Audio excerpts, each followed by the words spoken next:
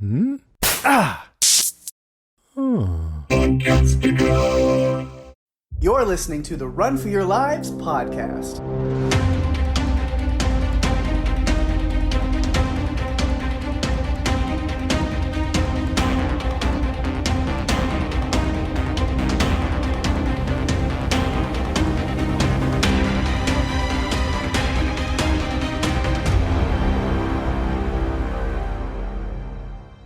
Hey everyone, welcome to the show. I'm Daphne. And I'm Pake. And this is the Run for Your Lives podcast.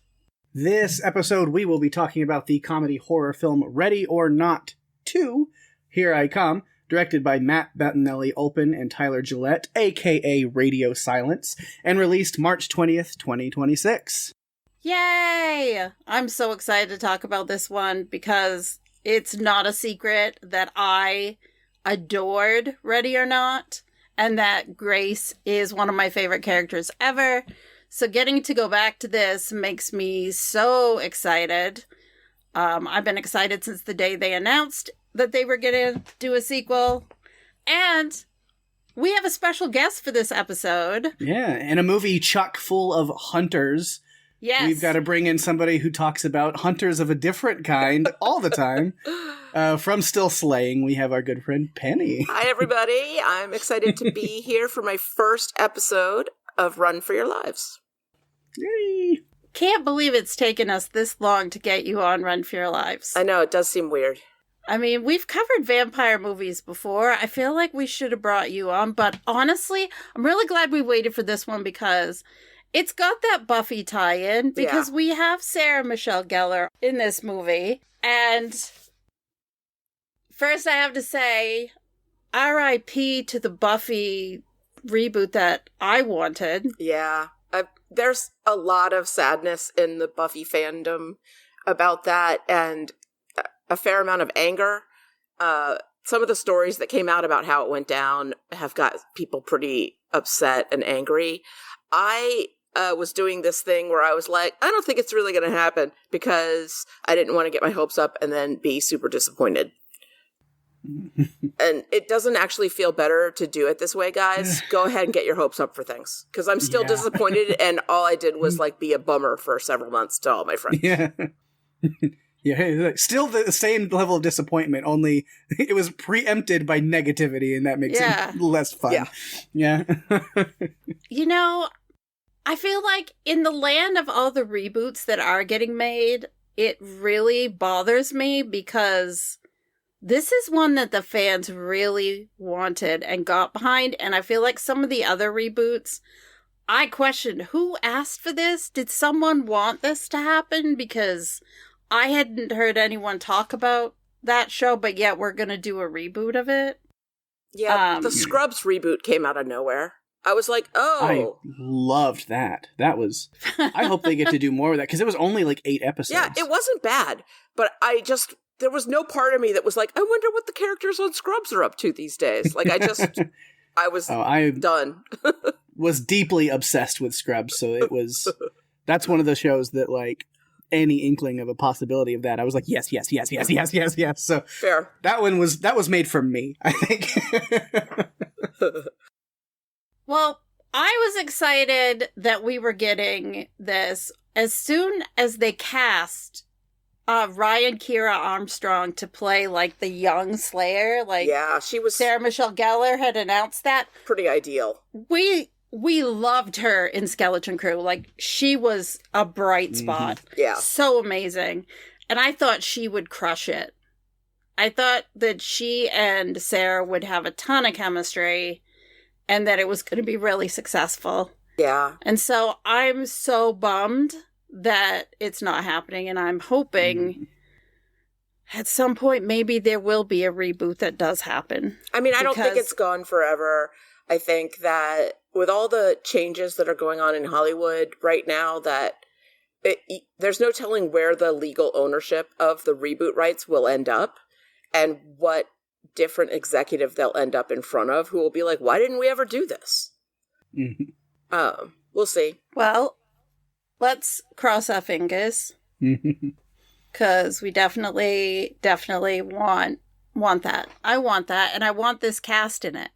Yeah. So keep the cast, fix whatever you thought was wrong, and do it. Somebody should pick this up because I think there's a lot of fan interest. If you can swoop in and save the day, even if it's a couple years from now, it would go a long way with the Buffy fans, of which there are tons. Yeah. And they are dedicated. Definitely. So, we are going to kick this off the way that we always do with some production notes. It was filmed in Toronto, Ontario, Canada. It's the follow-up to the 2019 film Ready or Not, which was also directed by the same people. They also directed another film we covered not that long ago called Abigail, which I also love that one. So good. Yes. I really love this duo. I just think that they're clever. Yeah, Radio Silence is fantastic. I also highly recommend, I don't have it right in front of me, the name of it, but Mike Flanagan has a podcast that he was at least doing for a little bit. I haven't listened to it if he's continuing on lately, where he just has like discussions with other directors, and like the first episode was these two, was Radio Silence, and they talk about Abigail. They break the movie down and then talk about a lot of directing stuff, and it's a great listen for sure. They tend to work with some of the same actors and actresses because Kevin Durant was also in Abigail and he was in this one. Although I want to say not long enough because I like Kevin Durant and I wanted to see more. I know you like him. Also, so when I saw this in the theater and he comes up on screen, I was like, Daphne will be happy. And then I was like, sorry to the people around me. Yeah, because I don't believe in talking at the movies, but every now and then something gets me. Oh, I was so excited, and then it was like over quickly. It's okay. I'm due to do my annual rewatch of The Strain, so I'll be watching a lot of Kevin Durant as Vasily Fett for at least a month or two while I go through that. This movie takes place immediately after the events of the 2019 movie. The budget was $14 million, and it grossed $42.7 million at the box office. Not bad. That doesn't mean we need another one. I'm actually happy with just these two. I don't need a third one. I'm good with the two. I'm happy with the ending for this one. It was 108 minutes long. Pake, give us a synopsis. After surviving one deadly game, Grace and now her sister Faith must now outrun 4 rival families competing for a powerful throne. Winner takes all. Wonderful synopsis. I wasn't sure where they were going to go with this movie. I tried to be as unspoiled as possible going into it. All I cared was that Grace, that Samara Weaving was returning. I was in with that. And that the same people behind the first one were also going to do this one because I've mentioned on the podcast before, that to me gives a signal that it's in good hands. It's in the people that created it. It's in the people that understand it. They can take it to the next space, next level, whatever. And I was not disappointed at all. Well, you say going in blind. That was, I've talked about it a billion times on here. It's like I avoid trailers. I don't look at like casting announcements. I don't look at anything like information that's out, and I'm like, no, if it's anything that remotely I'm like, I'm gonna see it anyway, then I want nothing. And it worked out very well because then watching this movie, especially the casting, because I was like, Elijah Wood, and I was just like, I'm always happy to see him on my screen, always. And then I get even more excited because then like the next scene, and I was like, and then Nestor Carbonell shows up, which that's probably more personal because like most people would be like, well, Elijah Wood's a bigger name, you should get more excited about Elijah Wood. But I was like, no, there's personal reason for Nestor Carbonell. He is a peach of a man. And then following that up with Kevin Durant, and I was like, okay, I just, every scene, like they'd show somebody else, so I'd get a little more excited. They're in it too. So I was like, this is why I do that. Go into the movies blind without all the trailers and articles and everything and announcements. I'm like, because the little surprises in casting even, it just makes it so much fun. I'm like, ooh. It's funny. Or like, I don't get spoiled by certain scenes or shots or knowing kind of a plot. I'm like, I don't know what's happening, and I love it. I do the same thing. I try to avoid as many pieces of information as I can. As soon as I've decided I want to see a movie, like when it clicks from the list of, I don't know, to yes, I want to see it, like I try to stop taking in any additional information. With this one, I was really, really going in because I didn't see the first one until after I watched the second one. Interesting. So I had zero background. I just had like a vague idea from like posters and stuff that it was like somebody's going to get hunted at a party. And I knew Sarah Michelle Gellar was in it. And I was like, all right, whatever. Like, I'll go see it. Because somebody wanted to see it. And I was like, yeah, okay, I'll go to the movies. That sounds fun. So you did watch the first one after? Yeah, after, yeah. Okay. I'm curious to be like, what is that? How does that hold up now that you kind of spoiled knowing what happens in the first one based off of a lot of the dialogue in this movie? I was like, is it still that fun of a watch? Oh, yeah. Probably. I mean, it's a great rewatch, so I get that. The fact that she lives at the end is not the surprise. What's surprising is the how. So it was so fun to watch the way she got out of traps and, figured out how to, like, not get killed or to kill them. Like, equally fun in both movies. And knowing the ending did not change anything for me. Yeah, because I remember the first time I watched the first movie, it's great. Like a few movies that I was going to give an example, and I was like, actually, I don't want to spoil things that people haven't seen in those other movies. But there's a lot of great things where like they leave you with a will it, won't it at the, so you get that spoiled by watching the second one first. Because I remember the first time seeing Ready or Not, where it's just like, and if she survives or if the rules are broken, then they're all going to die. And it's like, are they really? To where like you get that moment at the end where like dawn comes and then they're all standing there for a little bit, where I'm like convinced, oh, it was all bullshit, and they're all going to realize that they were doing this for nothing, and there is no pact with the devil, and then they start blowing up, and then you're like, never mind, okay, it was real. Yeah, that's true. I did. The it was real thing I did know going into the first movie, but it didn't. I still enjoyed it, so it's fine. Mm-hmm. Well, as we do when we have a guest on, we allow them the honor of going first with their first point. So, Penny, what do you have for us? I would like to talk about the depiction of lawyers in fiction. So Elijah Wood plays this character who has no name. He's just called the lawyer, and he's great at it. I love it. The depiction has some things in common with other lawyer depictions. There are sort of 3 different kinds of lawyers that you see in fiction. There's the like hero lawyer, and if you want to see that, I would encourage seeing Just Mercy with Michael B. Jordan. It's a great movie. It's about a true person who I knew in law school, Brian Stevenson, and he's awesome and a real hero in real life. There is the struggling corporate lawyer who's harried and stressed out, and it's probably a woman, and then she meets a nice guy who's kind of goofy, and they have a rom-com. There's that kind of lawyer. And then there is the lawyer who is perfectly content to represent the bad guy. And they are always portrayed in the same way as being super composed, right? Like the way that Elijah Wood was, he was like mild-mannered, soft-spoken, clear, direct, but not assertive or angry or aggressive at any moment. He was just like, oh, Mr. LaBelle will be unhappy. Like just very calm. And there's this mildness, politeness mask that like civilizes true violence and evil, right? He's like the face of someone who blows people up and also has like a cabal of rich people that run the world. Like this is not a good person, this lawyer, but the way that he is portrayed. And I was trying to think of other examples of this, and I could, when I Googled like lawyers who represent like bad people in movies, I just kept getting Devil's Advocate with Keanu Reeves and Al Pacino, which is a decent example, but it's a little bit different since I don't want to give spoilers, but it's not exactly the same kind of thing.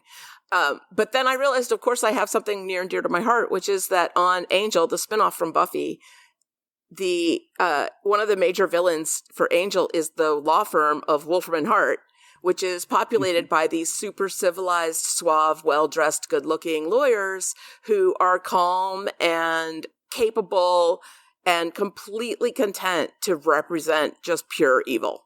And I realized that's why I liked the Elijah Wood character so much, because I was like, oh, maybe he would work at Wolfram and Hart if these universes were combined. Like, he would fit right in there. I also just like Elijah Wood. I always have. I think he's really talented. I love the way his career has gone, like sort of post Lord of the Rings, how he's been like, I did the big franchise thing. That was great. people know me. I'm famous. I have a lot of pull in Hollywood. I'm going to do weird. Can I swear on this podcast? Yeah, Okay. Absolutely. I'm going to do some weird shit. And he has taken oddball after oddball project, and I love it for him. Daniel Radcliffe is doing the same thing, right? He's like, yes. I did Harry Potter, and now I'm just going to do weird stuff. I became a Radcliffe fan after Harry Potter because I never watched Harry Potter as a kid. Oh yeah, that was something that I just like a train. Like it was, I was like grew up in the right time. I just wasn't interested, and so it wasn't until I think like Woman in Black. But then I think what really hooked me with Radcliffe was Horns. Yeah. Yes, exactly. Horns. Yeah, I love Horns. And I know that Daniel and Elijah have like gotten together and like talked about this. This, like, we've both chosen to go this indie weird route, and they've given interviews about it and stuff. They also get a lot of people who think they look alike and ask if they're brothers and stuff, so there's a whole connection there. But I enjoyed the lawyer throughout the whole movie. I loved when he showed up at the hospital and he was like, who might this be about Faith, right? And then how he was like, oh, you know, I'm sorry for your loss. Like, I don't know, just everything about him. And my favorite is when one of the Rajan brothers, the one who gets killed in the washing machine, when he dies, and then, no, not when he dies. It's when the Chinese woman gets killed. And then everybody in the room ducks, like he gets behind the podium, and the one Danforth guy like hides behind one of the servants, and then the son blows up and all the blood splatters everywhere, and Elijah Wood just calmly goes back to what he was doing as a lawyer. Like he was like, I just duck out of the blood spatter, all right, and then that means we now need the next, all right, that family's been eliminated, and like he was just so businesslike. And then fast forward to the end of the movie when he realizes that Grace is even smarter than anyone was giving her credit for, and that she has figured out an exit from this horrible trap. The look on his face was like, respect. Like, good for you. I'm glad that happened. And I just was like, it's because for some lawyers, some people go to law school to accomplish something, and they know they need to learn the law or be a lawyer to accomplish that thing. And some go for the love of the game, and they see the rules and the law and the procedures as a big game that they are playing, and they love manipulating the rules and outsmarting other people with the rules. And I think he was like, you got it. You outsmarted the actual devil, like, respect about her, and, like, good game. Like, for him, it was a game. Yeah. He doesn't care about lives. Yeah. Also, he lives at the end, so if there is a third movie, maybe they'll follow him. That'd be great. Yeah, it's like, of course he's in a position where he was like, and no matter what happens to everybody else, I'm immune from whatever all this is going on. It has nothing to do with I'm just here to do my job. Yeah. I think that the way he played it, because I think he knew that he was immune to whatever was going on, he was able to play it almost like he's a spectator getting entertained by what's happening. And I got the sense, based on expressions and reactions from him, that he was very entertained and kind of impressed with how Grace handled herself throughout this whole movie. How she just continually, you know, adapted to what was being thrown at her and just continued succeeding, despite having so many people trying to kill her. Yeah. At the end, when somebody was like, you know, can she do that? And he was like, there's surprisingly little written about that in the bylaws. Like, the look on his face was like, she just completely, like, shut out, killed, like, beat all of you.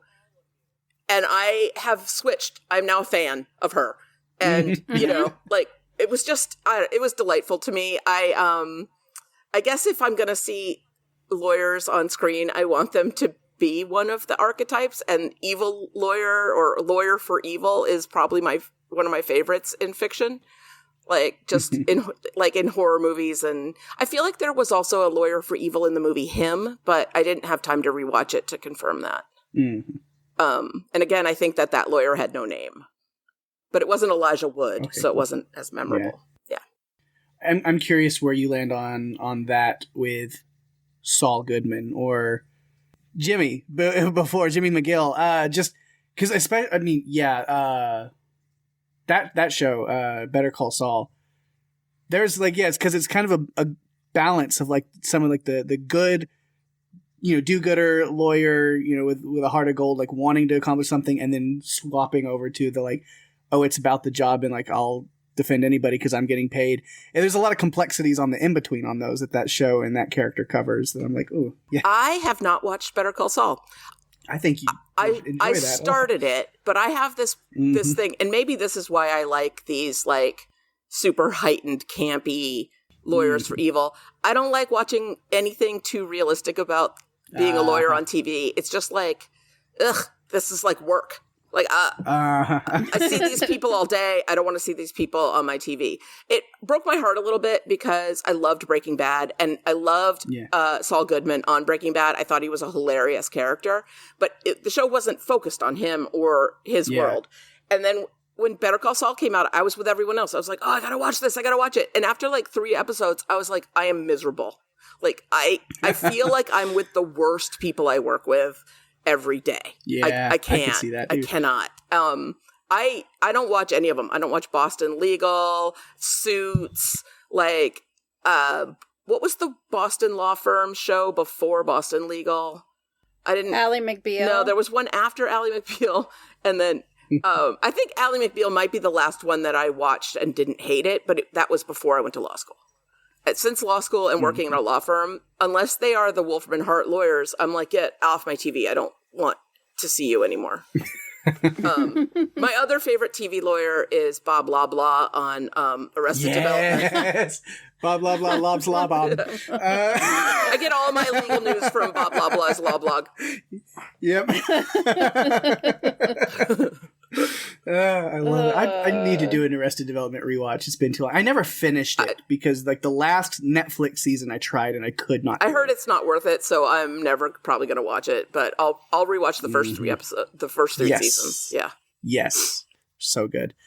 Random other thing is because you were talking about the lawyer Elijah Wood, because I had a note that like the one time that I ever see him kind of crack, or that like there's some worry to him. And they never address it in the movie, and I wonder if they had something planned and then they didn't, or what it means. But the only time you really see him is like he keeps making sure that he's got to protect, or he's worrying about the book. Yeah, the book seems really more important to him than any of the humans. Like when somebody's about to explode, he closes it up and puts it away. Yeah. Or like after like one thing happens and like you see him like kind of panic quickly, where he checks it and makes sure it's okay, and then he's like, all right, it's fine. And I was like, is that going to come into play? And it really didn't. No. So I was like, could this whole evil pact be broken? If you could destroy as the book. As just destroying the old contract in physical form. I was like, who would make that kind of thing in a story that would be that easy? Wait a minute. And I love that Penny is here for this. Serendipity. Maybe that's the kind of thing I would do in a TTRPG campaign as a GM. Yeah.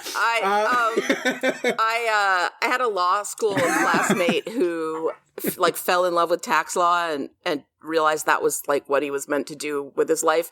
And he used to carry his tax law textbook around with him like a teddy bear. And he would tell you, he'd be like, I love this. It's my friend. And we were like, oh, all right, dude. That's sure. That's a choice. Tax law it is, but it's because it has lots of complicated rules that for him were like fun, like a fun puzzle. Yeah. And I was like, all right, it ruins people's lives, but you go. Also, Elijah Wood and Sarah Michelle Gellar, for some reason, have been on a lot of interviews together on the press tour. It seems to be the two of them or her and Catherine Newton a lot. And he has been so funny. And the two of them have clearly been having a blast together on this press tour. She keeps doing the do you wear wigs thing with him, which is so fun. Do you know this do you wear wigs thing?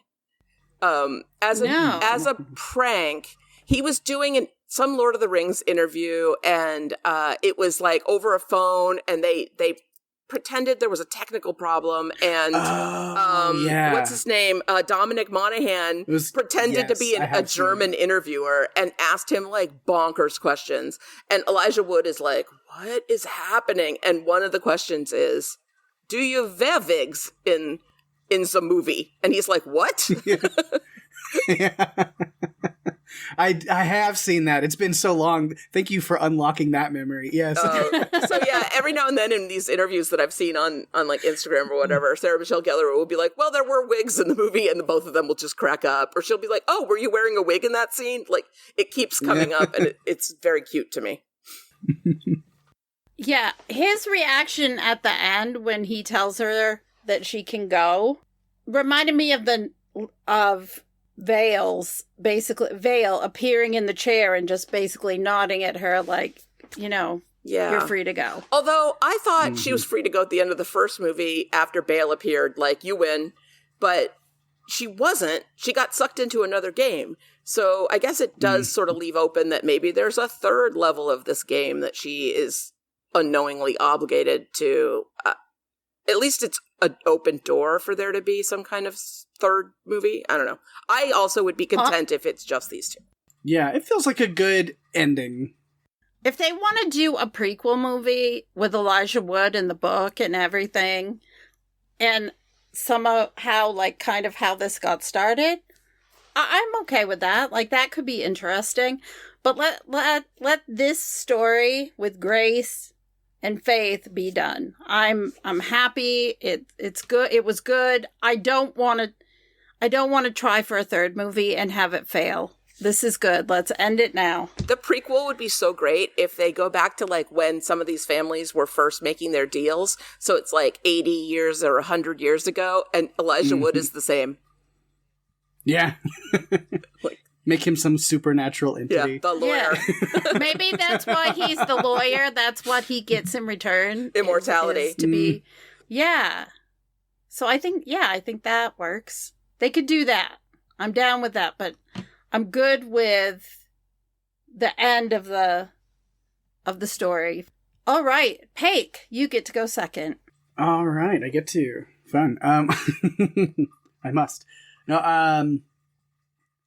I think, just a quick one. But looking at maybe the most villainous of the movie, other than, like, LaBelle and the whole pact, but the Danforth twins are very interesting characters here, Ursula and Titus. Because this was my first watch on here. I held off on it. I didn't see it in theaters, and then I was like, well, now I know we're going to cover it, so I'm just going to wait, and it'll be worth it. So now, when it's a first watch, a lot of my notes are like, what does this mean? I'm sure we'll figure it out. I don't know why I'm asking and typing this down. I will find out. But I thought it was interesting that it was like, once, the ball is in play and all this stuff, and, like, their first order of business is their dad being like, all right, kill me. And it's like, what does that have to do with anything? Like, I was like, that's interesting. So then I like waiting for those reveals, because then when, again, with the lawyer and explaining things when all the council is there, it's like, oh, the head of each family is the one competing in this new game where it's like just that one person. And that's why they had to kill their dad before the game started, because he knew he wouldn't be able to do it on his own. He was ailing and in a hospital bed, and that's not going to happen. And he's the one in that position. So it's like, you've got to take me out so that you are in place. And it also gives them that advantage because they're twins, that, again, little loopholes in the bylaws and all these things. It was like, well, you're both the oldest, so you get to do it together. You get to be a team. And yeah, immediately, because they're like, oh yeah, your father passed. And then it was just like, once that comes to light, all of the other families are like, okay, we see what you did. Like, yeah, that we're all ruthless to that level. Of course you would do that. Well, they are the head family, and I think that they've studied things very closely and figured out the loopholes really well. I mean, I think the kids knew they were going to have to take him out. Oh, yeah. As soon as this happened. And I think that going into it, they wanted to put themselves in a position of power. And, well, they were, you can tell, like, they're the kind of, they had the power, which is interesting. Like, where do all of these families, they didn't touch on this, based on, like, the first movie, do all these families have to do the same game night thing? I know, I want to know so much when more. When a new family member joins, or is it just the Ladomas because they have a board game empire? Like, do they have something different that each family does? There's a lot of, like, lore that, like, you could still explore. Yeah. Because they all have to, like, sacrifice something. So, like, there's got to be something that they do, but is it all games or is it different things? I don't know. And not everyone gets the hide and seek card. Like, because there were other marriages in the Ladomas family where they didn't have to do this. Yeah. No. I mean, there were doofuses that could have been dispatched for some reason. Yeah. So it's just like, I guess they all have to do things. So the fact like Lodoma's family was probably the same level as any of the other families that weren't the Danforths that were here. They were probably the El Caídos or the Wands or any of that. Like, they're probably on that same level. They're just the ones that happen to drop the ball, letting a sacrificial victim survive. And then it was like, well, that resets the game for everybody now when one of them does anything. So that's an interesting little thing. Because it seems like, yeah, the Danforths were actually on the top of this the whole time. Yeah. So, and then we see, like, yeah, so it is kind of a step up from the first movie. It's like, oh, you thought that family was evil? Wait till you meet these guys. And they do seem like quite capable out there. I was impressed with Sean Hattasey as Titus. I, Yes. like most of America, have been watching The Pit, and everybody's in love with Still him need to get as on it. Dr. Abbott, and his character on that show is vastly different from Titus, and so his Titus performance was so psychotic and disturbing that it completely killed my crush on his Dr. Abbott character. I was like, that's gone. Like, That's now when funny. I look at his face, I'm like, he's like, I'm killing this girl, yay! Like, he's a psycho. Yeah, it was great because, like, they seem kind of inept at some points, but then they're also, like, capable enough.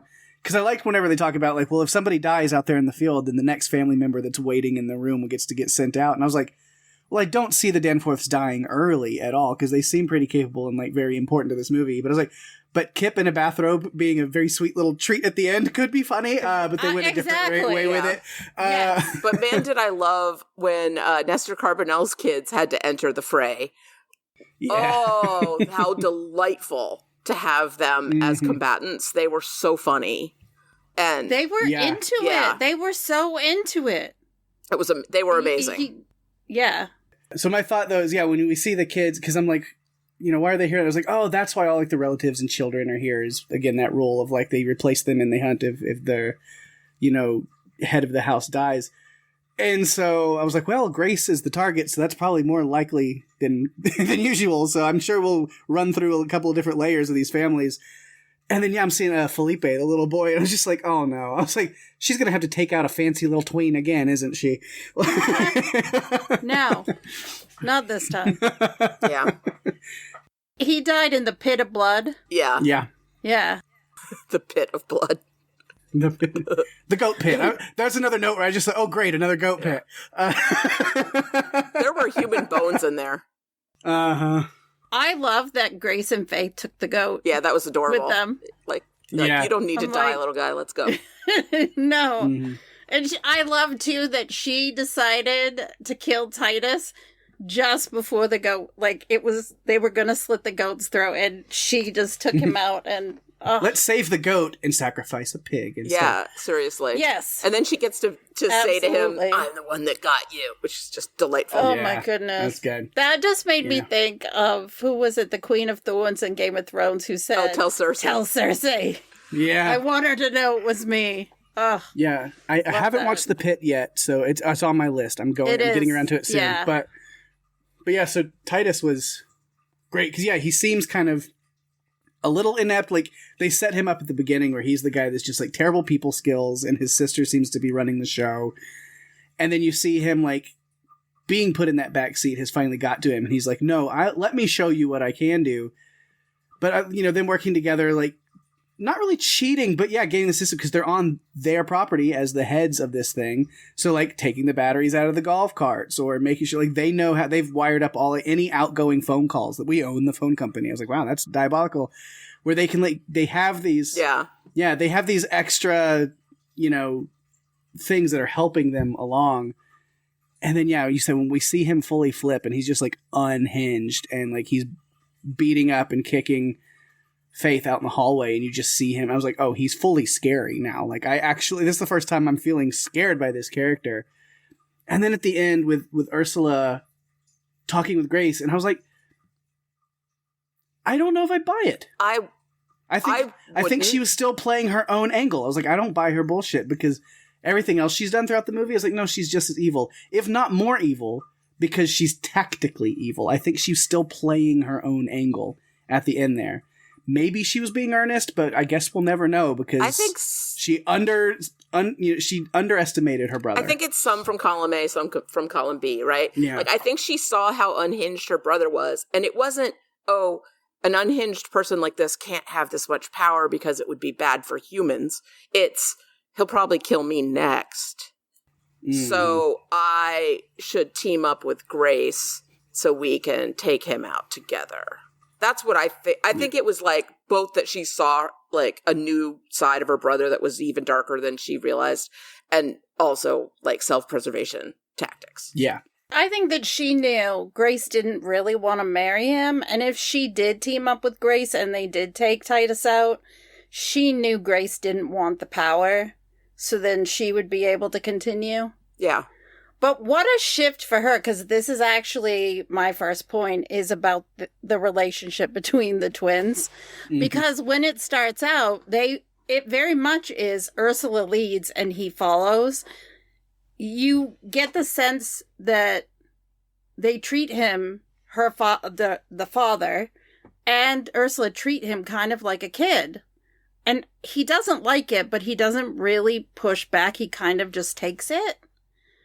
And then, as time goes on, he gets into this mode where he understands the power. And this struggle starts happening. I was trying to remember, there was a quote, and I was like, what was that from? I just heard it. It wasn't this movie. I was like, oh yeah, I've been watching The Burrows. Which is incredible, by the way, if you watched that. But yeah, so there's a quote from that, so it doesn't spoil anything, and you don't know the context of it. But yeah, there was so you treated him like a child and then got mad when he acted like one? And I was like, yeah, okay, yeah. It's like that quote exactly was like, okay, yeah. I also think that, like, he got, like, some serious bloodlust. Like, he's probably killed before, let's be realistic. But I think that the thrill of the hunt and then being able to beat up on this, like, defiant girl, like, I think he uncovered a new thing about himself in that moment where he was like, oh, I don't just like this a little bit. Mm-hmm. I think that was when he crossed over the line from being the one who follows to the one who's not going to follow anymore and is going to lead, because he was beating up on Faith. And then he hit his sister. Yeah. And she seemed genuinely shocked that he did that. So I'm guessing he hasn't done it before, or he hasn't done it in a long time.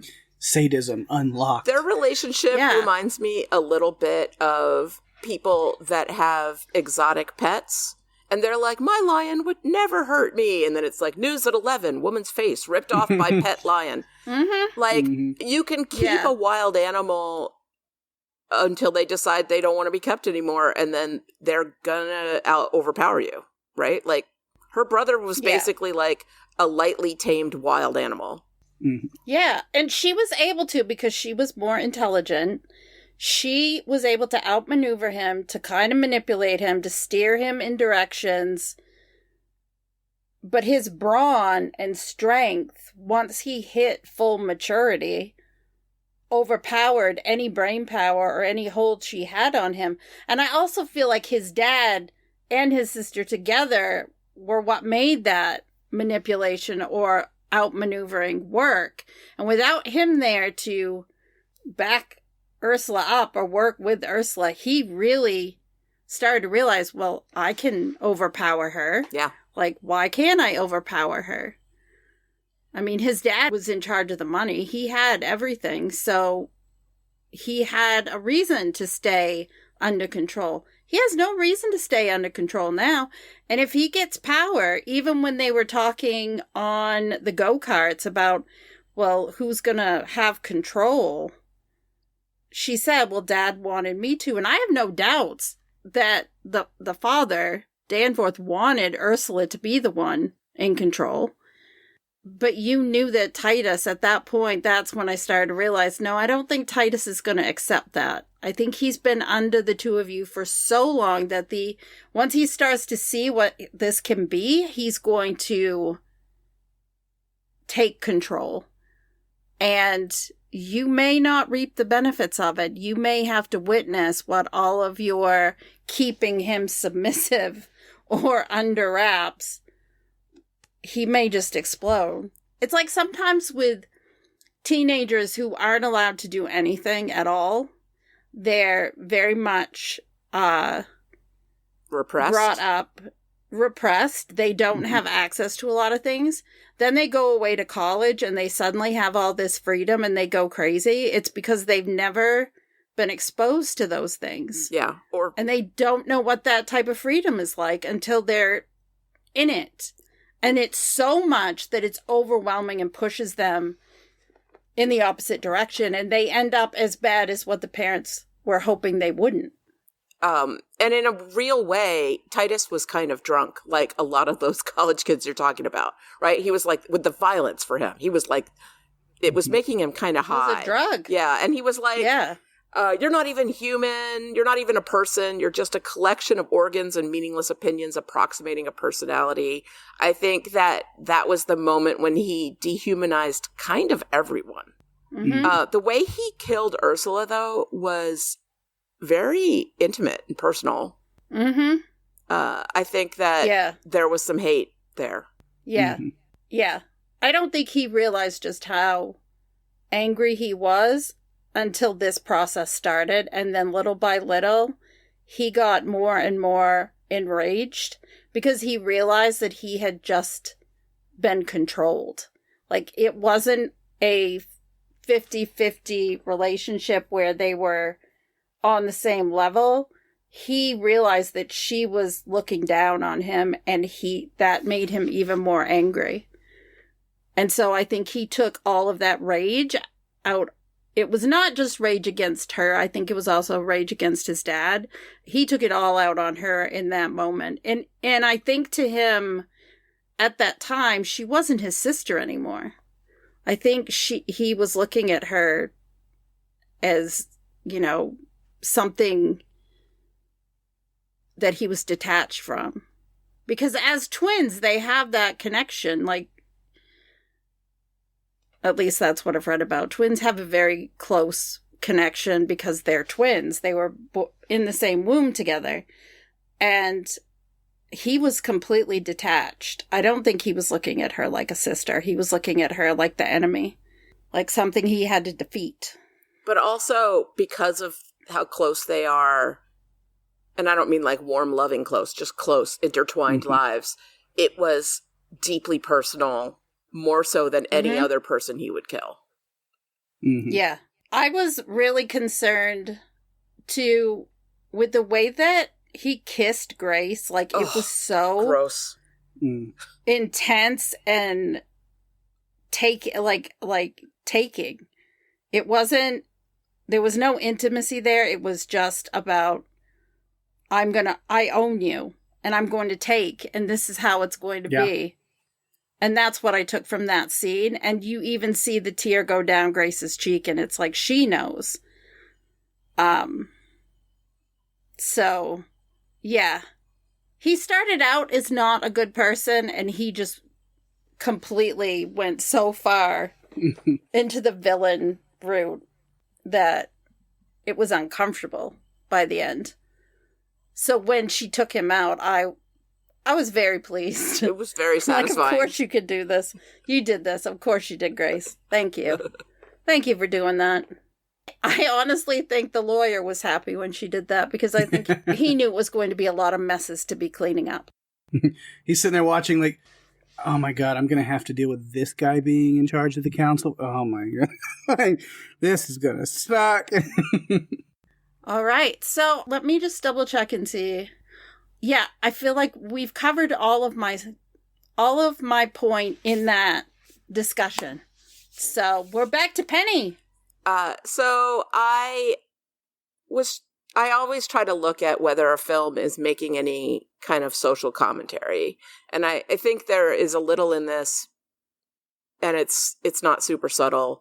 It's basically lambasting the uber wealthy.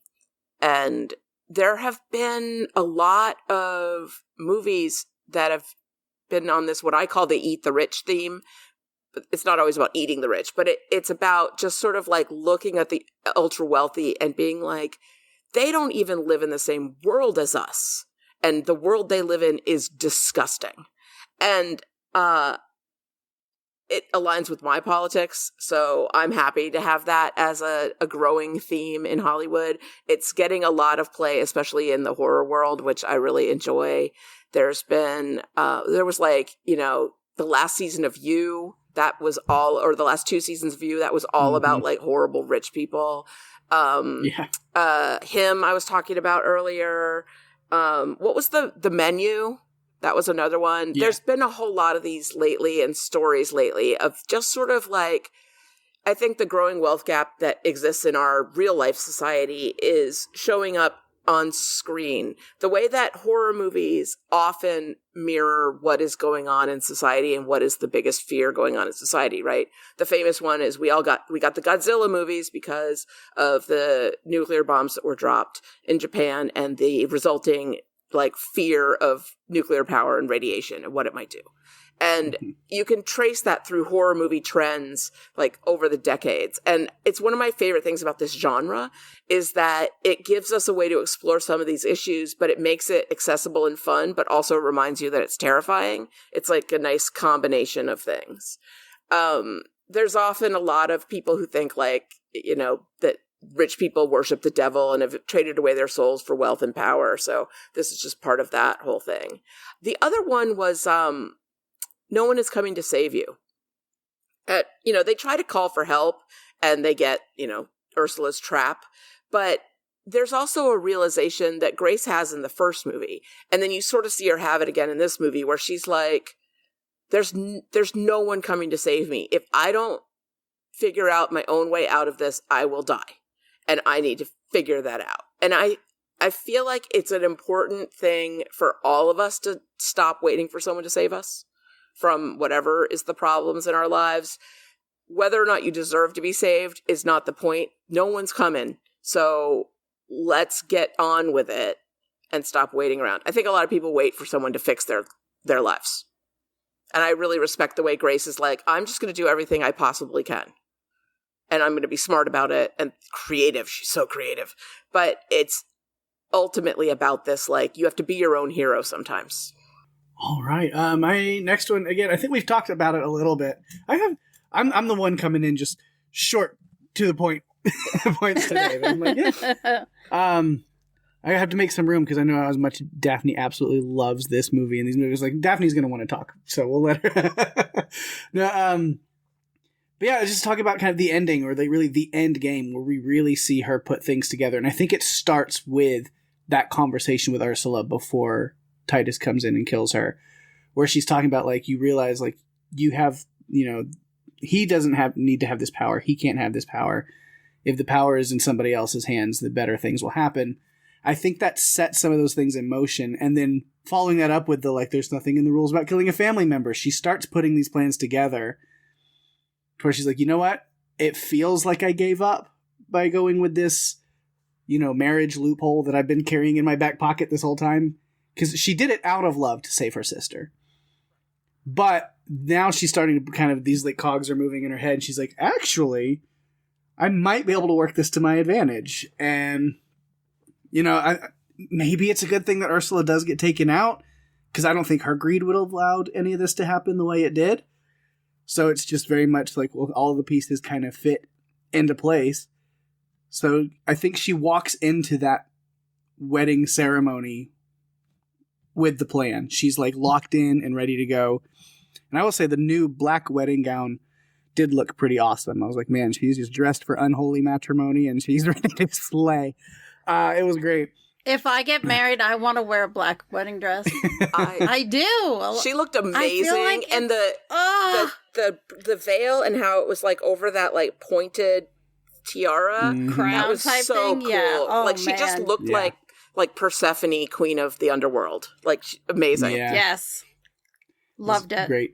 Another goat pit. Awesome.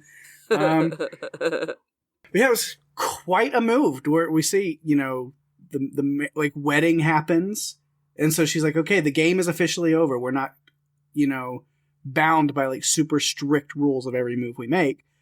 And then also, we're not against the rules to kill a family member, right? So here we go. I was like, man, that's 2 husbands that Grace has now killed on their wedding day in the same week. days apart. She's 0 for 2, but I'm proud of her. So I have a question. Is Grace now the sole heir to the Ladomas and Danforth fortunes? I believe she is. She might be, yeah, honestly. Yeah, well, that works. I'm sure, because it's like, well, what's all the legalese to murdering your husbands after marriage? But you know what? She's got the lawyer on her side, and I don't think... I doubt that's He's part gonna of the cover it all will. Actually, in this family, maybe it is. But yeah, I think she's like an incredibly wealthy person now. She just has this pesky possible criminal case to worry about. Yeah. Again, I think now that she's got Elijah Wood's lawyer on her side, nothing's going to stop her. She's good now. He'll just pop up and be like, oh, I got you covered. And then he'll be like, Mr. LaBelle owns that judge. No worries. Yeah. Yep. And it only gets more badass even like from there, because like, it's like at first she's like, well, now you have the high seat, like you are the leader of this council, and she's like, cool, first order of business, fuck this shit, I'm out.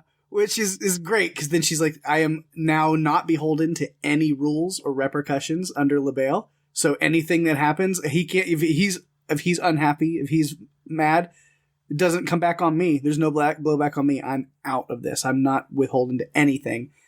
Now everybody else in that room, aside from Faith being her direct family, so she is also safe in this instance. It's funny. It's like, well, now all of you, it's like, okay, so somebody has to hold the ring before dawn. How long do we got? Roughly 3 minutes? Cool. Go get it. Like, fetch. It was just beautiful, bloody chaos. Just see everybody dive into the goat pit and then go boom. And it was like, oh, they all exploded in the pit, and so it's a cleaner finish for Grace. No, they just can't avoid getting exploded on. Way to go, Madhu. This guy. He was hilarious. Speaking of Madhu, what happened to Martina? I know. Is she still driving and she blew up in the truck? Like, I don't know. I hope she lived, honestly. I'm assuming she blew up somewhere further away from there. I mean, I just wouldn't want to be the person who found that car. No. Yeah. Ugh. But good for her for trying to get away. Yeah. Like, for being like, you people are fucked up and I'm done with this shit. Yeah. I'm gone.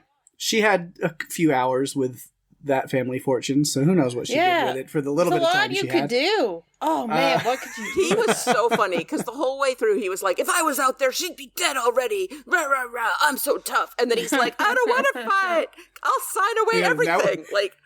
He's like, it's your turn. Put your money where your mouth is. And he's like, I want my wife to do it. Yeah, and then when Grace... I don't blame you, because she's tough. And when Grace Martina was tough. When she confronts him, he's got, like, ice cream in a little fancy dish. And he's like, no, I opted out. I'm like, oh... I'm an innocent bystander. God, you are so lame. Oh. But I think the biggest victory of all is Grace finally got her damn cigarette. Yeah, that was nice. Yes. I was glad. She tried. I was like, this poor lady just needs a cigarette. This whole movie, somebody give her a cigarette.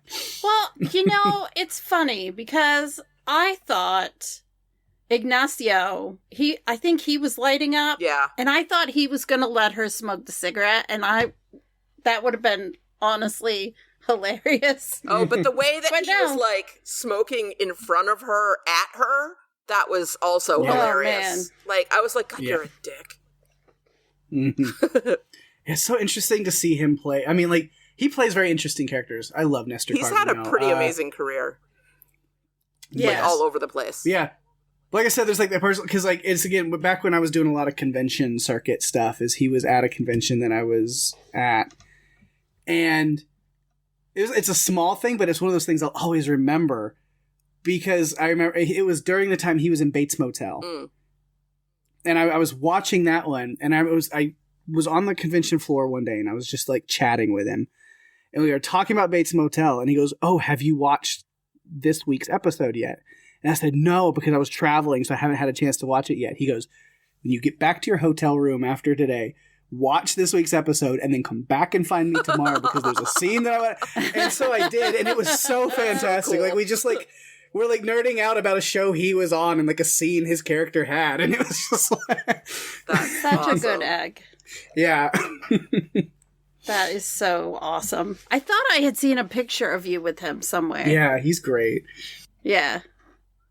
Back in the days of conventions. Mm-hmm. Oh, I guess we're back in the days of conventions again. It was a few years where they were doing them virtually because of COVID, but now we're kind of back to, like, full steam ahead. Yes. But yeah, I think that's that on that. Just wanted to kind of talk about, the ending and just her kind of in-game plan that she puts together and how, wonderfully it works out. I want to talk a little bit about Wan Chen, who was the Asian woman who had the son that liked to play the Switch and needed the Wi-Fi password, and how intelligent she was in also understanding what the rules were around this game and how to circumvent it without anyone actually having to die. Because she's the one who told Grace that, hey, you can marry my son. You don't have to live with him. You don't have to have any type of life with him.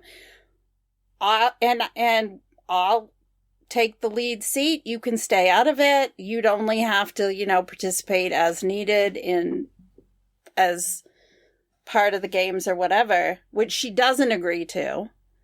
And, of course, Faith doesn't understand why. Why are you not agreeing to this?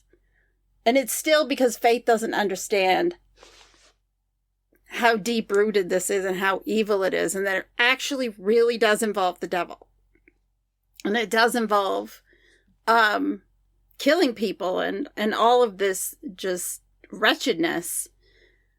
But Grace listens, and I love that, Wan Chen, the way she tries to talk to Grace about it, despite someone shooting the drone down. Like, right from the beginning, Wan Chen is trying to tell Grace there's another way. Like, she doesn't want to do this. It seems to me that the last resort for Wan Chen is killing someone. She wants to get this across. She was trying to convince her up till the very last moment of her life. Yeah. Mm-hmm. And then, unfortunately, with Grace taking the sword and killing Ignacio, it actually obliterated Wan Chen's bloodline. But again, I think... You kill another hunter, even if by accident. Yeah. It makes Mr. LaBelle very unhappy. It does. He gets very angry. So I think, though, it shows how, even though she's in this insane situation, Grace continues to listen to everything that's being said around her. That was one instance. She listened when Titus was killing Ursula, that there's no rule against killing a family member. And that comes back to bite him because she does it to him. I just thought it was interesting that not everyone in the game was set on the bloodlust of it. Yeah. Like, they were looking outside of that. It wasn't just about, well, let's kill her and get it over with, and then, whoever kills her gets whatever they want, or gets to have control. It was, is there another way out of this? And she came prepared with another way out of it. And I like that made it a little bit different. Because it kind of reminded me of Alex's brother in the first movie, of how he helped Grace a couple of times. Because he really didn't want to do this. Like, this wasn't something he wanted to do. Sometimes I wondered if he wishes his wife had gotten the card, because that just... I wondered seem how... like a happy marriage. No! I didn't understand how they got together, because he wanted nothing to do with it, and she was bloodthirsty and didn't want to lose anything, because she had had a rough life. And she didn't want to go back to that. Like... Money... Okay. Like, vast amounts of money has been the cause of so much horrible behavior by humans throughout all of human history. Like, just greed has caused so many people to just set their morals by the wayside. Yeah, and greed and power just seems to be a driving force with so many people. And sometimes you don't even realize people that you thought you knew have such a lust for it. And when you see Danforth at the beginning basically say, yes, do the ceasefire, and then it happens on the news, you see that it's happening. It's like people behind the scenes, like puppeteers pulling the strings, playing like God with the lives of other people is horrifying. Just horrifying. When Grace, just removes herself from the council and the lawyer is like, there's surprisingly little written about this. Nobody ever thought anyone would voluntarily give up power. Like, it was impossible for them to conceive of a contingency when they had this huge book of all these different contingencies. That one never, like, what? Give up power? But why would somebody not? Yeah, that's Yeah. crazy. That'll never happen. It's wild to me. In the same instance, I look and think there are so many people on the flip side who power is all they want. Yeah. Like, it clouds and blinds everything. It trumps everything. So, yeah. Penny, what do you have for us next? I wanted to talk a little bit about sisterhood and girl power. Yes. I thought the narrative conceit, the setup of like these sisters have been estranged for years and there's bad blood between them and they've been forced together was great. It gave us lots of character development and tension along the way and throughout the movie that we could sort of grasp more than the sort of fantastical aspects of the hunt and the everything. Having this relationship sort of was the glue that held the movie together, I thought. And Catherine Newton is I thought her chemistry with Samara Weaving was fantastic. I thought she was a great addition to this. And I was fully invested in their relationship. And when they finally have some like harsh truths for each other and then they make it to the other side and, they love each other at the end, I felt like that was almost as satisfying as pushing Titus in the pit. Like, the fact that they found their way back to each other and that they were like, I love you. Oh, I love you too. You're going to get so sick of me. Like it was really, lovely to see. I also enjoyed watching Faith's development as a fighter. So by the end of that fight she was having with Titus, or the beating she was taking from Titus, she was like laughing at him and spitting in his face. I was like, that they are definitely sisters. This like defiant, like strong personality, like sense of self, integrity, like all of that is similar in these two sisters. This fight that they both have is really fun to see. And I thought that the scene where Faith admits that she made up Derek was one of the funniest things I've seen in a long time. I made up Derek! I think they're more alike than what you first think when you first meet them. And you realize, oh, Grace has a sister. And then you think they're more different than they are. And then throughout the movie, the more you see them together, the more you realize, oh no, they're really similar. They have some of the same, bottom line characteristics. And I think Catherine Newton played it really well as the sister who was left behind, because that happens when you're a younger. I'm not a younger sibling who was left behind. I'm not speaking from experience, but I have friends who have struggled when their brother or sister has left to go off to college and they've been left back at home, and it's been kind of difficult for them to adjust to being the oldest one in the house. It's just a different experience. But I like how Grace and Faith reconciled back together through this shared traumatic experience. I mean, what better thing to bring you together than a shared traumatic nightmare that you're both living in? Yeah. There's like some like back and forth with it at first, though. It's like when she took the time to show up for her. So you're like, okay, so that's good. But then immediately she's just like very snappy and stuff. And it's like, oh, I'm going to walk out. And it's like, okay, well, let me be vulnerable with you. It's like, tells her the whole truth. And it's like, well, I don't know if I believe you or not, but that story's not going to hold in court. Like, that's insane. It's not. And you know Grace is telling the truth about what happened. Yeah. And you know it sounds outlandish, but you know that's what happened. Yeah. Yeah. And then to see it, then immediately, like, then she's blaming Grace because she's like, well, now I'm handcuffed to you and all these people are hunting us to death. And you just pulled me into this. So then she's like mad about that. But then they start working together. I'm like, oh, Macaulay sisters with the double clothesline. You know, they're just like, they're working together. They're like resourceful. We get the like smoke screen idea that Faith comes up with. And then they're still arguing with each other about what to do. But then when they stick with a plan, it works out. I guess there's some medical know-how even a little bit that Faith has. So like there's a lot of back and forth where like they're on the same page and then they're not. Because like I see like, you know, they fight the Danforths. They, you know, realize the trap with like waiting for him out the gate, outside of the gate.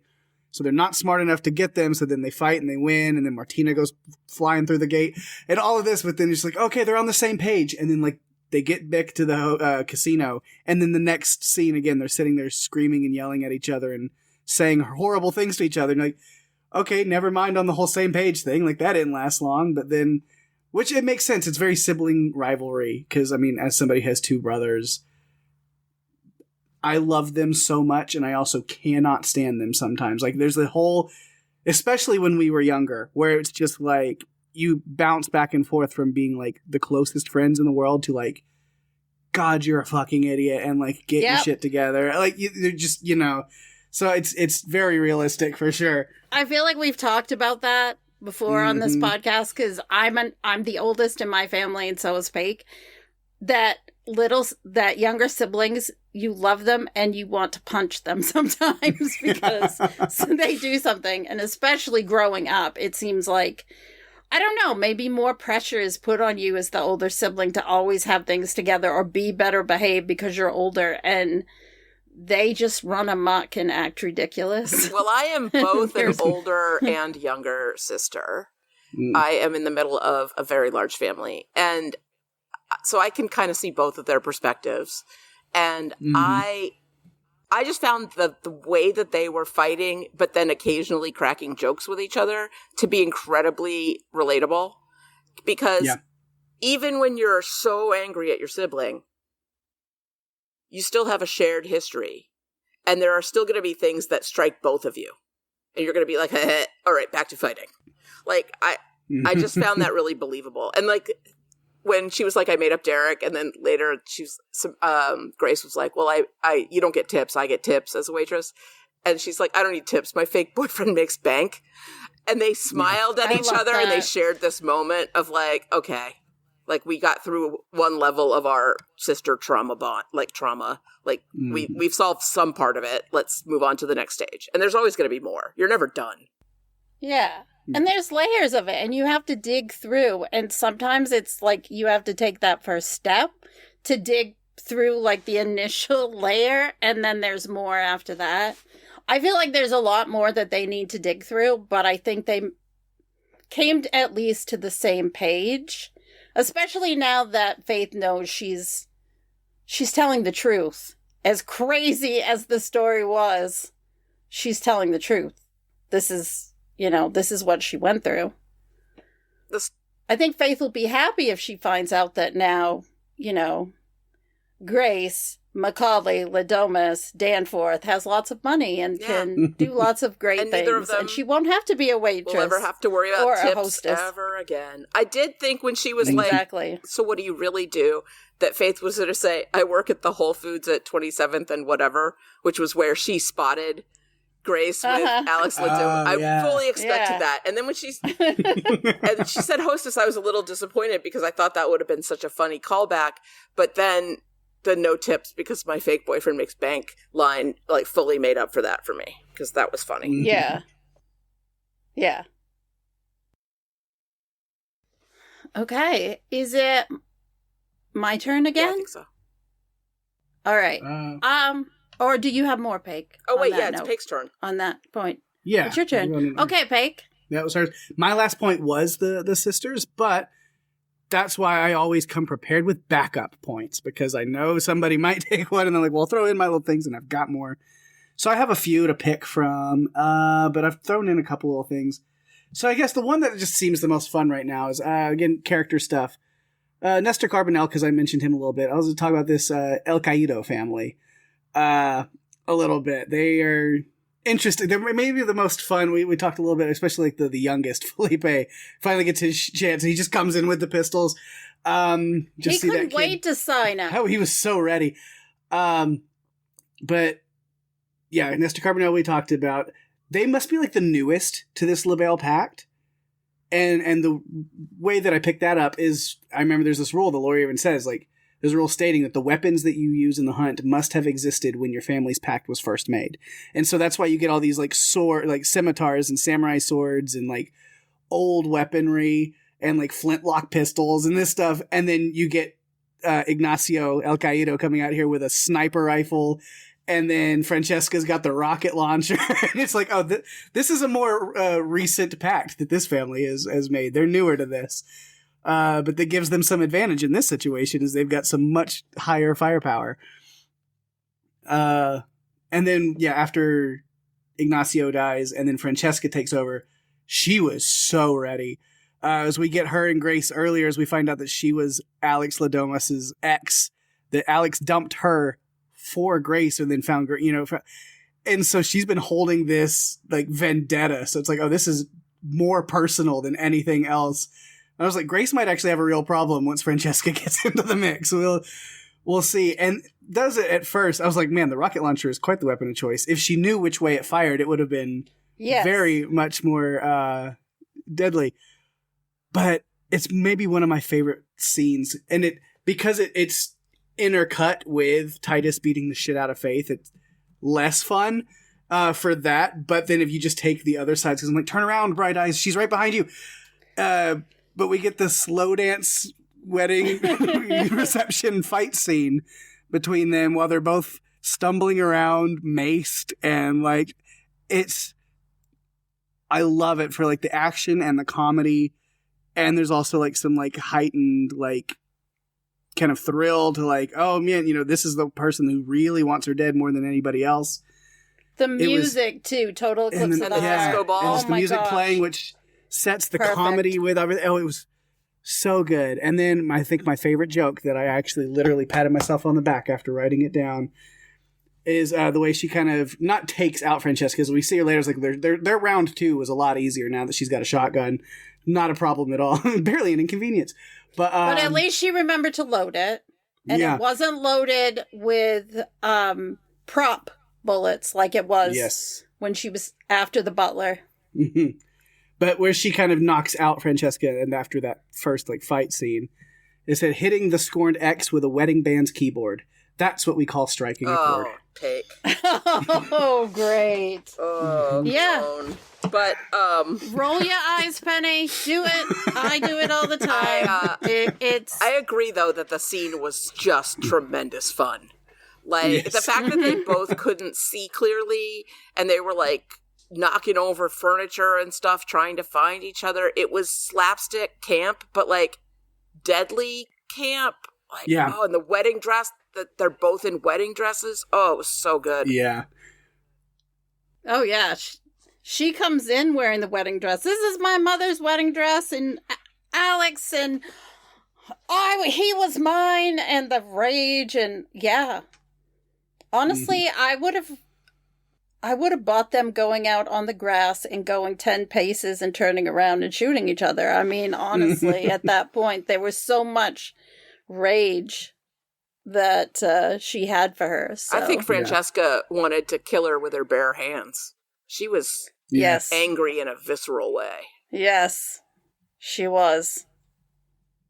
It just added something. It was really, and with the music, it was really funny. Mm-hmm. Yeah. Yeah. Like I said, probably like my favorite sequence of the movie, just for the visual and the music, the kind of, it's very comedic, but it also is high stakes in the movie. It was very well done. Although my favorite kill is the washing machine. Oh, that was so good.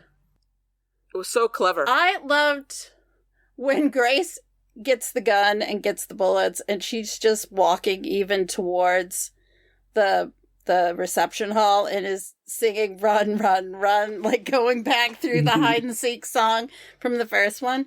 There were callbacks to the first movie, but it wasn't overdone. I felt like it fit where they were going, what they were doing.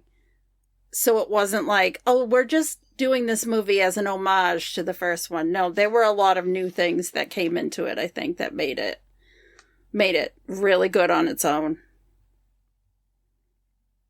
I can say it completely worked when I saw it, not having seen the first one. I was like, yep, I get it. I'm ready. I still think that's like interesting to go into this one. Yeah. I've done this kind of thing before and it really freaks people out. I saw Serenity before I watched Firefly. Same. Honestly, actually, I did the same. People were like, you won't understand anything that's happening. I was like, I'm pretty sure I could catch up. Like, I'm not worried. Okay. Tacking on to what you said, Pake, just want to talk a little bit about the use of Will You Still Love Me Tomorrow at the beginning and the end of the movie. Just about use of music. I was going to talk about Total Eclipse of the Heart, but we've already talked about that. The original Ready or Not ended with Love Me Tender by Stereo Jane when she's got the cigarette, she's outside smoking, and the guy comes over and asks her what happened, and she says in-laws. In this edition, which starts literally in the same place as the end of the last one, they're using a version of Will You Still Love Me Tomorrow by Amy Winehouse. And then the end credits, we get this other version, which is Will You Still Love Me Tomorrow by Brian Fallon and Maddie Diaz. And it was recorded specifically for the movie.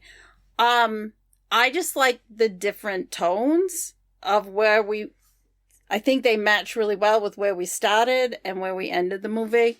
And so I really liked that a lot. I agree.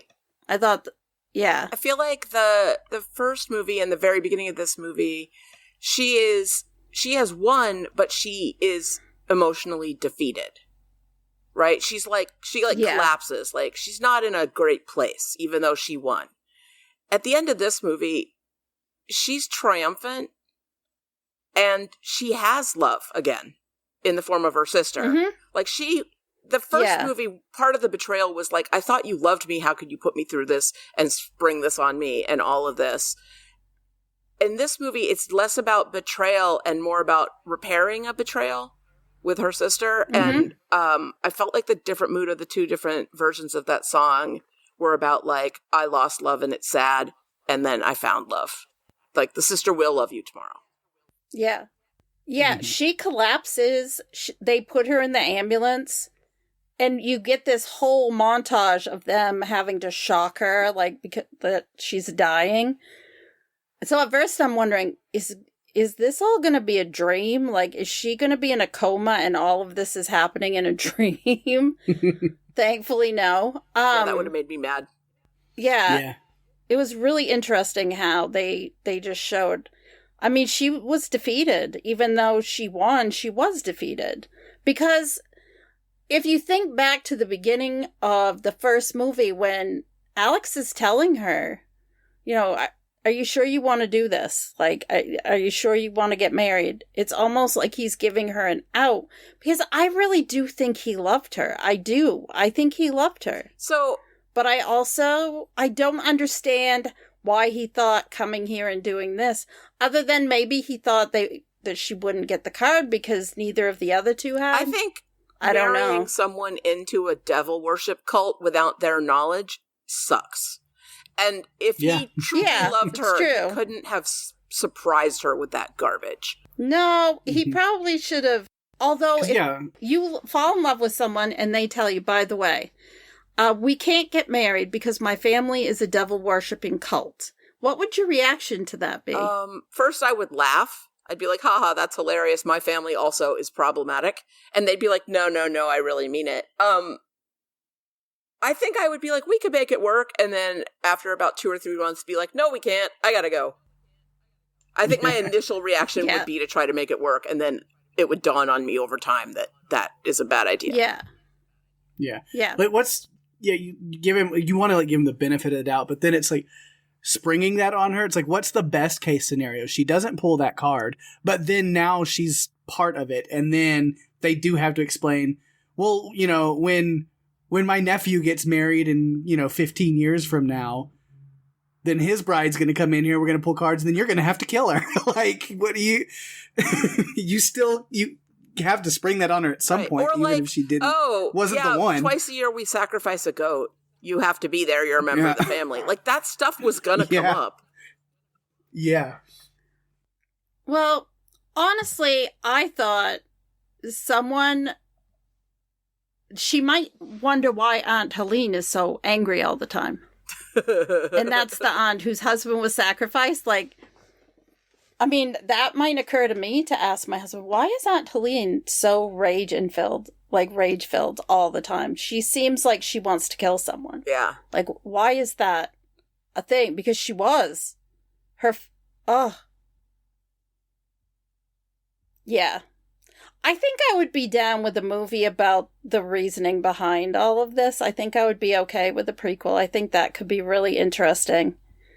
If the same people were involved in doing it, the ones who created it, I would be down for that. Plus Elijah Wood. Put him in there to help explain to us, because that would be fun.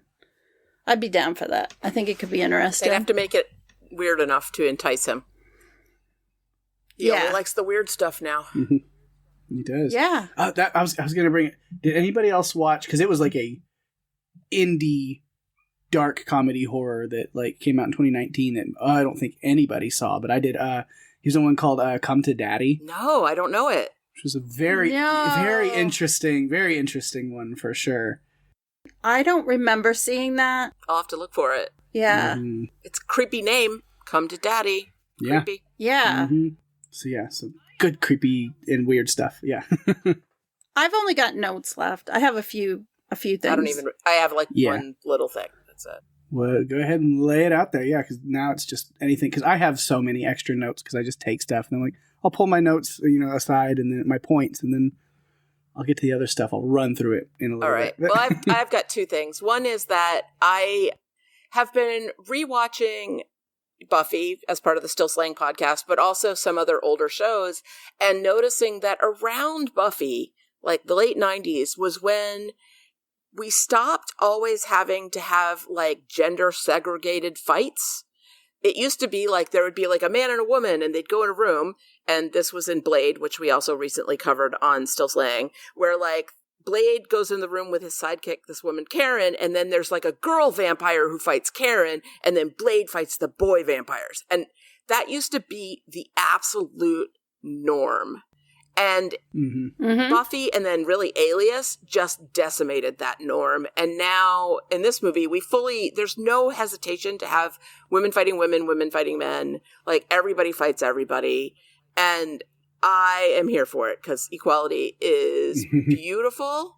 But they still managed to get you a little bit because Felipe is still a little bit of a taboo to have a super violent murderous kid. Like, that is not normal enough to not be kind of surprising when it happens. Like, you're like, whoa, the kid's demonic also is like... Yeah, you're like, women fighting women, yes. Women fighting men, yes. Women fighting children. Well, wait a minute. Give it time. I mean, we see that with wrestling, like there are intergender, not on mainstream TV really, but like at least with independent wrestling that I go to, men fight women. And honestly, those can be some of the most fun matches. Mm-hmm. I'm here for it. That's really the last thing I had. All right. Let's see. I threw in some stuff. So let's see what I have left and we'll get through it. Yeah, talked a lot about like Kevin Durand again, which, we mentioned with him being in Abigail. So I was like, Radio Silence obviously had fun working with him. So to bring him back even for a little bit, even wasn't there for long, he exploded. Because there's rules to this shit. You can't go rogue. I know. Wouldn't he have known? Exploding. I don't know. Mm-hmm. Yes, he should have known. He seemed like he might be on a lot of cocaine, though. Yeah, yes. He was very coked out. Because that's what he was just like, I'm not waiting. I'm not going to play this game. I'm just going to get this done with. Like, he knew the rules to that extent. He was like, if I'm the one that kills her, then I get to take the high seat. But, like, he didn't wait for the game to actually You'd be start. amazed how many people do not read the fine print of the contracts that they sign. Well, and so many of the others, they were digging in and finding loopholes. But him, for every bit that the others dug into it, he didn't. He's like, there's something with violence. I'm going to do that part. Off and running. Yeah. I do like that, like, at the very most basic version of how do we do a sequel, how do we up it, is like, all right, so in a movie where, like, you end by exploding a whole family, it's like, what are the stakes? Now she's got to explode a whole bunch of families. Like that. And apparently they're, like, bodyguards and serving people. Yeah. They got to all explode. I think anyone who jumped into that pit was included. Anyone fighting for that ring, when he said it was basically anyone could jump in and start going for it, I think that meant that anyone that was there that was consciously going after the ring was fair game. Yeah. I was glad, because I was like, well, for hide and seek, the whole first movie takes place in this mansion with all these, like, corridors and rooms and hidden passageways. And so I'm glad that they found, you know, like, going to different buildings and going into the casino and, like, all the back hallways and, like, stuff. Because at first I was like, man, hide and seek's going to be a lot harder in an open golf course handcuffed to another person. And then I was like, well, at least they got some woods. But I was like, what are we going to do? Then they kind of moved location to location, which then made it bigger. We talked about the washing machine a little bit, because it's like, yeah, a masked man with a scimitar is pretty scary until you throw him in an industrial washing machine and hit the spin cycle.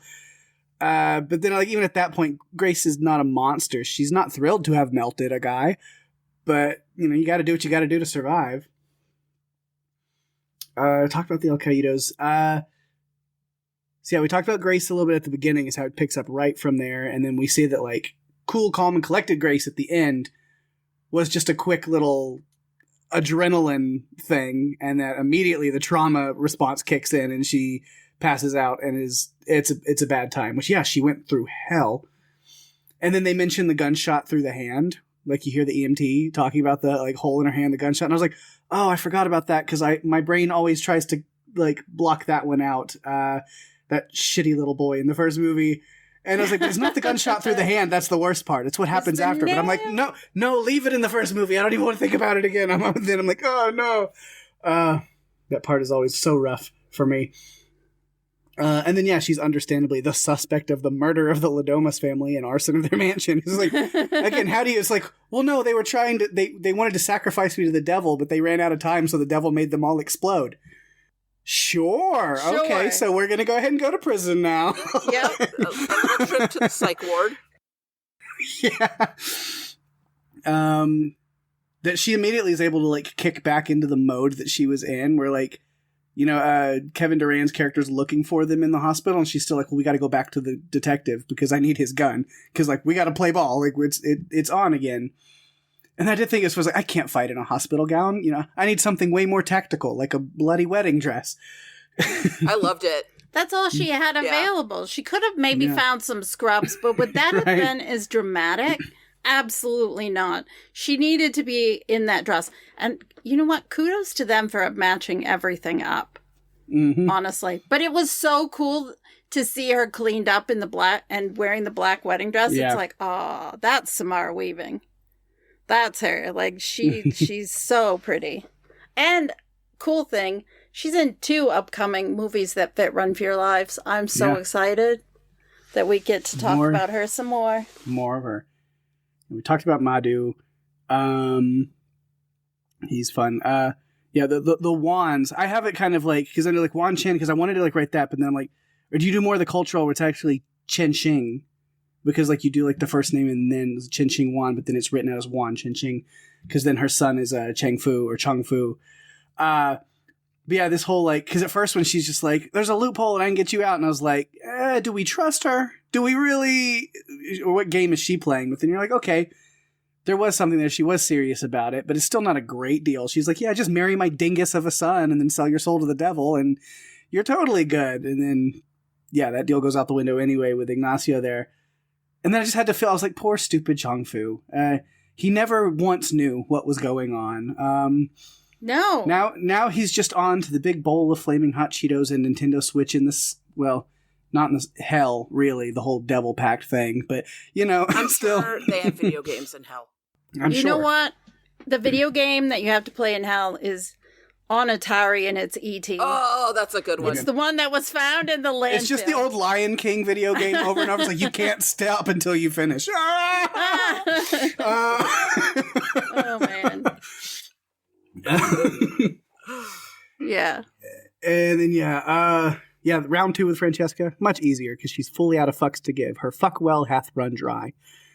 And then she goes to the lodge, or she sees that's where Faith was taken. Because it's funny, it's like, come to the lobby or we'll kill your sister. And then she looks at the video feed and it's like, well, you just took my sister to the lodge, so I'm not going to go meet you at the lobby. She's there, so I'm going to go save her. And then there's nobody in there besides the lawyer and some staff. And then, the reserves are what's left in there. Bathrobe Kip and the official new El Qaeda, hunter, little Felipe. And Madhu, it's easy to forget him. He's also there. He just wants ice cream. That's all he wants. But yeah. So I think that's all the notes I have. Just kind of a couple little things to point out or that I enjoyed. Yeah. My last thing I have to say is the actor who played Chester Danforth, the amazing David Cronenberg, who is known mostly for directing. Mm-hmm. He directed Rabid, The Brood, Scanners, Videodrome, The Dead Zone. He's so well known.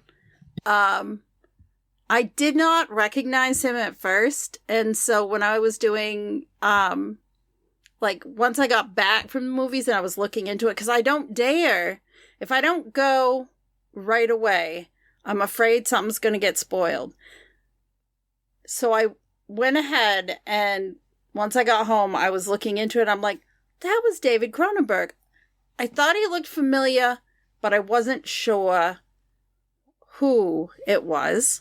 Yeah, I do that same thing when I go to the theaters. If I go see a movie in theaters, the first thing I do when I get home is open up IMDb and go through the whole cast list and be like, oh, that was that person. And that was... Yes. What else did I... Because it bothers me because I'll see somebody, I'm like, I've seen them in something before. I don't know their name, but what... So then I lock it away in the back of my brain, and then as soon as I get out and I get home, I'm like, and now what? They were in that, and that. Okay, there it is. Be too much to wait until I get home. Sometimes I'm at the closing credits in the movie theater looking on my phone, or in my car in the parking garage.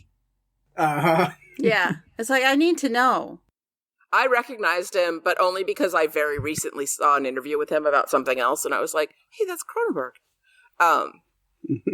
He lends a certain air of creepiness to everything he touches. Yeah. Always. Yeah. His Rabid movie, I actually rewatched that not long ago. It's on Tubi, and Tubi has a lot of late 70s, early 80s horror movies that are lower budget, and I often go there and go down rabbit holes to just watch old movies I've forgotten about and maybe saw back then and want to watch again.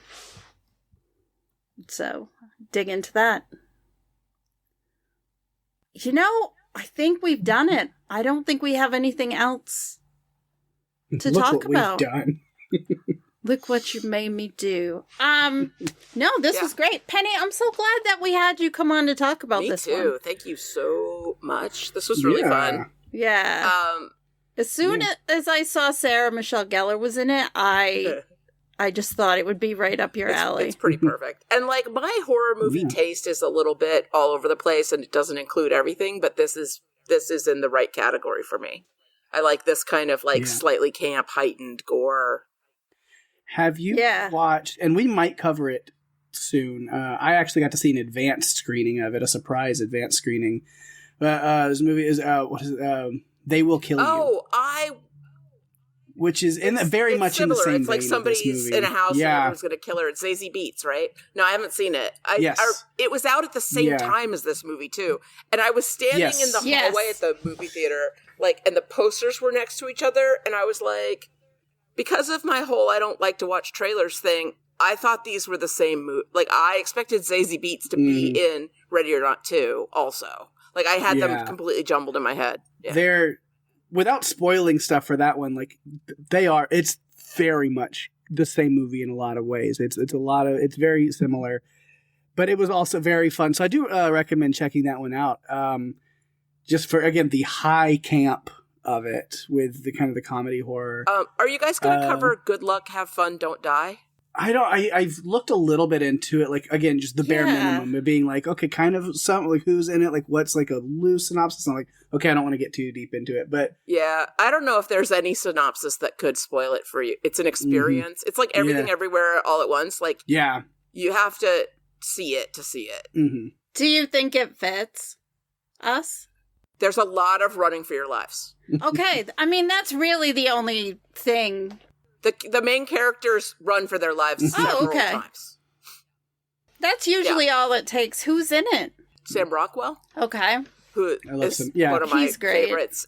He's great. Zazie Beetz. Speaking of Zazie Beetz. There's a couple of other recognizable people in it, and I'm just not remembering off the top of my head. The woman who played Portia in the second season of White Lotus, she was Jennifer Coolidge's assistant person. She was great in that. She's kind of the main character, her and Sam Rockwell. And there's somebody else who, like, the way she is, like, styled in the movie, I was like, why does that woman look familiar? And then you find out who she is, and you're like, oh, and it's somebody really you're like, oh, I know that person. Mm-hmm. I can't remember off the top of my head who it is, but it's great. Check that out. So before we let you go, before we get to feedback, if there's anything, we plug all the kind of stuff. So we talk about Still Slaying a lot, but definitely if you want to give a little plug, or if you want to tell people where to find you, what to check out. Sure. So I hope that people who like the Buffy the Vampire Slayer universe, or movies that are in any vague way related to that universe, will come over and check us out on Still Slaying. We have a lot of fun. We are doing an almost full Buffy rewatch. We just skip occasional episodes if we didn't like them enough to really talk about them. And we're also covering the spin-off Angel, and every few months we do a movie. And the last one was Blade. So please join us. Check that out. It's good stuff over there. Yeah, so thanks again so much for coming. It was a lot of fun. Thanks. Yes. It was fun. This was great. And, like, perfect timing. There goes the feedback phone, of course. So, as we let Penny go, I will go check that out. And we will see you in the very, very, very near future for feedback. All right, we do have some feedback this week, so we'll go ahead and get right into that. This first one comes from Connor. Says, I did not think this franchise needed a sequel, but oh, am I glad they made it. I definitely prefer the first one, but this was a blast watching at the theater. Picking right back up from the end of the first one was just so great. If you're a fan of the first Ready or Not, this is a must-watch. Agreed. 5,000%. Catherine says, I was surprised how much I enjoyed this sequel. I've been watching Buffy and Angel, following Still Slaying, and Sarah Michelle Gellar was great as always. I'm glad they included more extremely bloody explosions, as that was probably my favorite part of the first movie. It was so good. And finally, Bev writes in and says, it was good, solid fun, didn't hang about, kept the action moving, and had a great cast. It did, on all those accounts.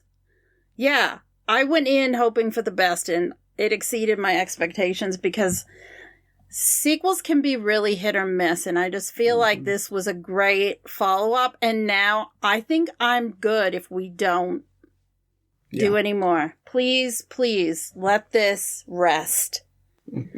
Don't let it become one of those film franchises where we keep having sequels that end up going downhill.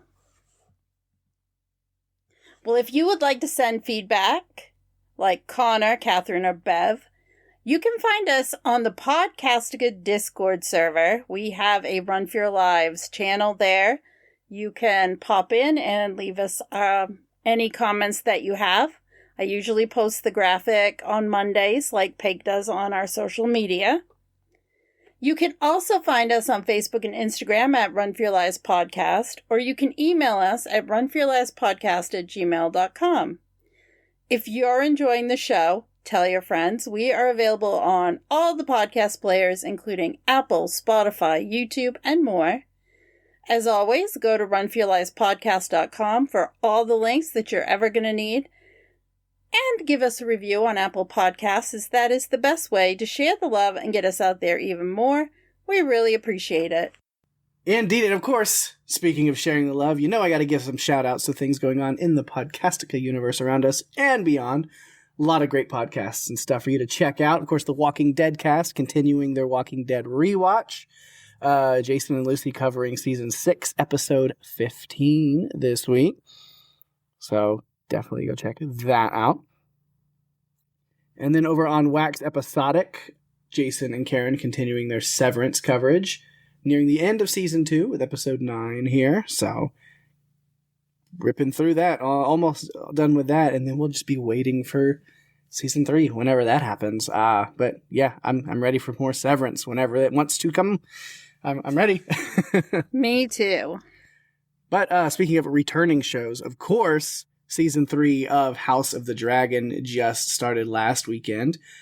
And so before Episode 2 this weekend, in just a couple days, make sure you go and check out Dragon Cast, as of course that premiere is covered over there. Veronica, Wendy, and Archmaester Rennie all back to talk all things House of the Dragon. So 2 episodes that you can check out and listen to before the new episode. They had a Season 3 preview episode that probably, talk about some of the stuff that went on before, leading up to this, kind of recap a little things, some ideas of what's coming, and then, of course, the coverage of the first episode as well. Salt and Sea, Fire and Blood. One thing, House of the Dragon does not miss on really any episode, but especially those premieres. Man, they don't let you get away with anything. You don't get eased in on this show. No. You jump in with both feet. I knew what was coming, and I still wasn't prepared. Yeah, no, but it's so good. I thought it was an incredible way to start. I'm so glad that it's back. I'm happy to be back in Westeros. Yeah, always me a too. good time. I was really glad to have Night of the Seven Kingdoms as a little amuse-bouche before, because that was beautiful and brilliant, and I love that show so much. And I'm excited that we'll get a Season 2 of that sooner than later. They've already been filming and stuff. They kicked up that really fast. Of course, working with the young actor Dexter, of course you gotta get on it when you're working with younger actors. Don't need them growing up on you too fast. You really do. Like, you have to put a season out a year, unless you're going to have big time jumps. Yeah. It's just not going to work otherwise. Waltz, Lost. Yeah. Also, From Season 4 is also coming close to its end, so you can listen to all the coverage of that and these last few episodes. Episode 9 this week, Lizzie and Lisa over on the What Is From podcast covering that, so you can check that out as well. And then I know we pitched it and plugged it plenty this episode with Penny being here, so thanks again to Penny for joining us on this movie. But again, just to reiterate one more time, if you want to check out more of her stuff, her and Kara over at Still Slaying. And this week you can check out their Angel coverage, Season 2, Episode 3, First Impressions. So they're back to Angel for a little bit this week for that episode, so go check that out. Then, of course, outside of Podcastica, a lot of good stuff you can check out. Our good friends over at Pirate Core Entertainment Network. Adrenaline Cinema is going to be doing their Vampire Lestat coverage over there. We're doing like the Vamp cast, we're doing Interview with the Vampire and all that stuff. Adrenaline Cinema is picking that up now, so you can check that out. So all Vampire Lestat is going to be there. So if you like the Anne Rice stuff, definitely check out Adrenaline Cinema for that.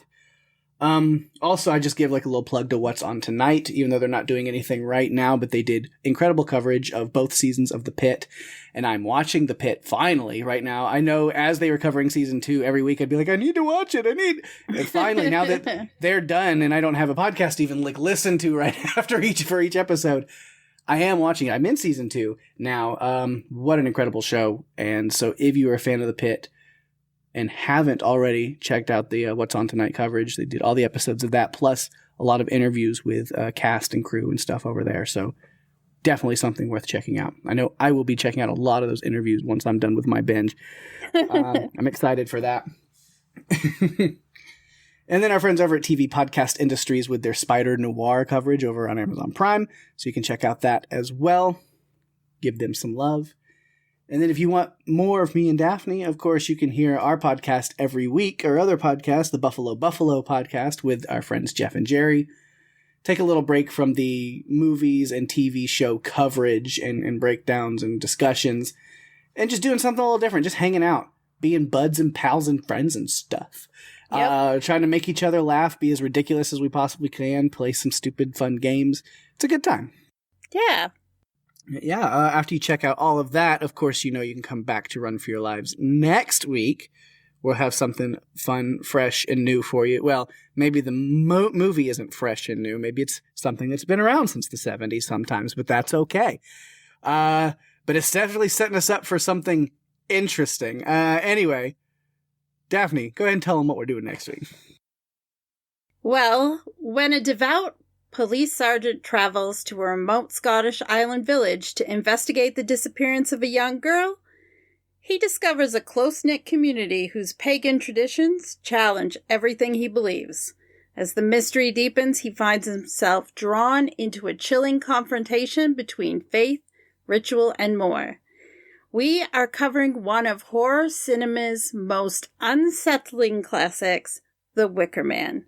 It was directed by Robin Hardy, and we're doing the original 1973 film, Not the Bees. Not the Bees? Not the Bees. Not the Bees. We will not be covering that movie on this podcast. Although, never say never, I guess, should be something to keep top of mind. Mm-hmm.